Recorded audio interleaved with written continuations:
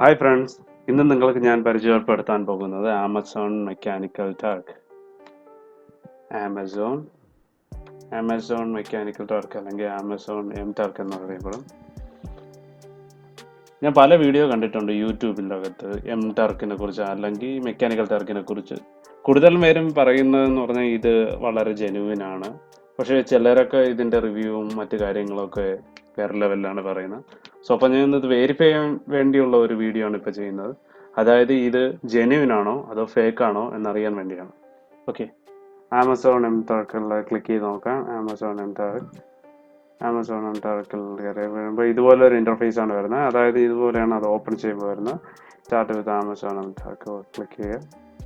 Okay, അതിൽ click ചെയ്യുമ്പോൾ ഇതുപോലെയാണ് വരുന്നത്. ഇതിൽ നിന്ന് ക്രിയേറ്റ് ടാസ്ക് ആണോ അതോ മേക്ക് മണി ആണോ? ഓക്കെ, നമുക്ക് മേക്ക് മണിയാണ്. മേക്ക് മണി ക്ലിക്ക് ചെയ്യുമ്പോഴത്തേക്കും ഇതുപോലെയാണ് വരുന്നത്. അപ്പോൾ അതിൽ നമ്മളിപ്പോൾ പുതുതായിട്ട് അക്കൗണ്ട് ക്രിയേറ്റ് ചെയ്യുന്നവർക്കാണെങ്കിൽ ക്രിയേറ്റ് യുവർ ആമസോൺ അക്കൗണ്ട് എന്ന് പറഞ്ഞു കൊടുക്കാം. അല്ലാതെ ഓൾറെഡി അക്കൗണ്ട് ഉള്ളവർക്കാണെങ്കിൽ ഇതിൽ ഇമെയിൽ ഐ ഡിയും പാസ്വേഡും ടൈപ്പ് ചെയ്ത് കയറാവുന്നതാണ്. ഇതിൽ ക്രിയേറ്റ് യുവർ ആമസോൺ അക്കൗണ്ടിൽ ക്ലിക്ക് ചെയ്യുക. അപ്പോൾ ഇതുപോലെ വരും. ഇതിൽ നിങ്ങളുടെ പേര്, ഇമെയിൽ ഐ ഡി, പാസ്വേഡ്, വീണ്ടും പാസ്വേഡ് ഒന്നും കൂടി റീ എൻ്റർ ചെയ്യുക. ഓക്കെ, ക്രിയേറ്റ് യുവർ ആമസോൺ അക്കൗണ്ടിൽ ക്ലിക്ക് ചെയ്യുക. അത് കഴിയുമ്പോഴത്തേക്കും നിങ്ങളുടെ മെയിലിൽ ഒരു OTP വരും. ആ OTP ഇവിടെ ടൈപ്പ് ചെയ്ത് കൊടുക്കണം, എന്നാലേ വെരിഫൈ ചെയ്യത്തുള്ളൂ. OTP ടൈപ്പ് ചെയ്യുമ്പോൾ ഇതുപോലെയാണ് അടുത്ത് വരുന്നത്. Work registration create an Amazon mturk account. ഇതിൽ കൺട്രി സെലക്ട് ചെയ്ത് കൊടുക്കുക. ഇന്ത്യ സെലക്ട് ചെയ്യുക. ഇതിന് നെയിം കൊടുക്കുക, അഡ്രസ് കൊടുക്കുക, സിറ്റി കൊടുക്കുക, state, pincode, phone number.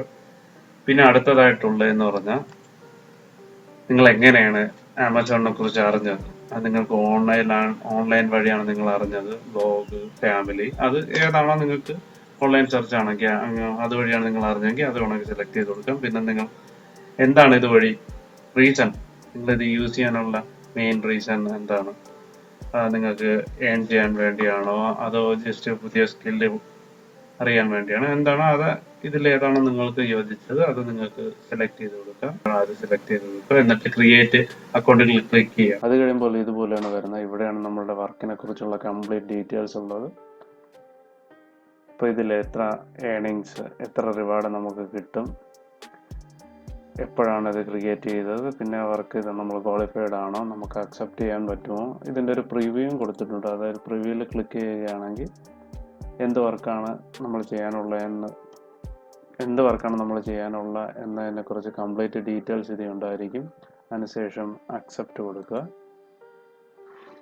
Okay, അത് കഴിയുമ്പോൾ ഇതുപോലെയാണ് വരുന്നത്. ഇതെന്ന് പറഞ്ഞാൽ 2-3 ദിവസത്തിനുള്ളിൽ നമ്മൾ കൊടുത്തിരിക്കുന്ന ഇമെയിൽ ഐ ഡിയിലോട്ട് ഒരു മെയിൽ വരും, ഒരു ഇൻവിറ്റേഷൻ വരും. ആ ഇൻവിറ്റേഷനിലാണ് നമുക്ക് അറിയാൻ പറ്റുന്നത്, അതായത് നമ്മൾ അക്സെപ്റ്റ് ചെയ്തിട്ടുണ്ടോ, നമ്മളുടെ അക്കൗണ്ടിൽ വഴി നമുക്ക് ഏണിങ്സ് ചെയ്യാൻ പറ്റുമോ ഇല്ലയോ എന്നറിയുന്നത് ആ മെയിൽ വന്നതിന് ശേഷം മാത്രമേ നമുക്ക് അറിയാൻ പറ്റത്തുള്ളൂ.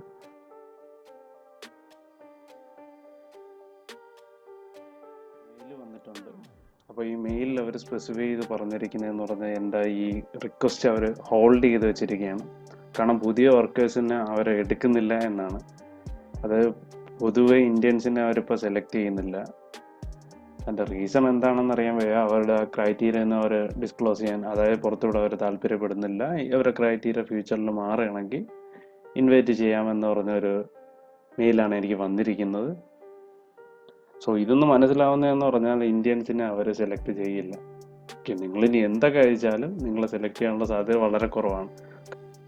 നിങ്ങൾക്ക് ഈ വീഡിയോ ഇഷ്ടപ്പെട്ടെങ്കിൽ ലൈക്ക് ചെയ്യുക, സബ്സ്ക്രൈബ് ചെയ്യുക, ഷെയർ ചെയ്യുക. ഇതുപോലത്തെ വീഡിയോകൾ ഞാൻ ഇനിയും അപ്ലോഡ് ചെയ്യുന്നതായിരിക്കും. Okay, take care.